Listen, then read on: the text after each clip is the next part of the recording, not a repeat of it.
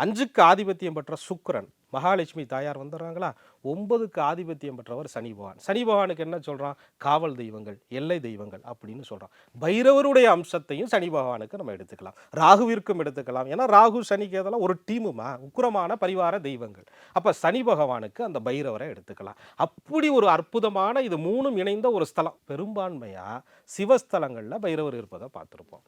ஆனா அந்த ஒரு பெருமாளுடைய ஸ்தலத்திலே அந்த பெருமாளினுடைய பொக்கிஷ காவலராக இருக்கக்கூடிய பைரவர் ஒருத்தர் இருக்கிறார்.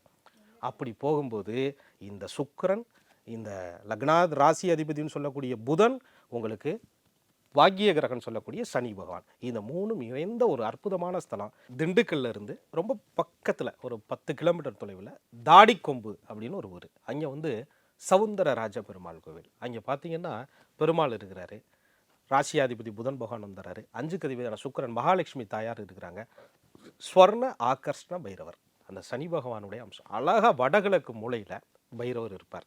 அவர்கிட்ட பெருமாளுடைய பொக்கிஷ காவலராக அவர் இருப்பதனால நீங்கள் போய் வேண்டும்போது, அதுலேயும் அந்த கோவிலில் மிகச்சிறப்பு என்ன அப்படின்னு பார்த்தீங்கன்னா, தேய்பிறை அஷ்டமி காலங்களிலே, ராகு காலங்களில் மிக சிறப்பான பூஜைகள் அந்த பைரவருக்கு நடக்குது.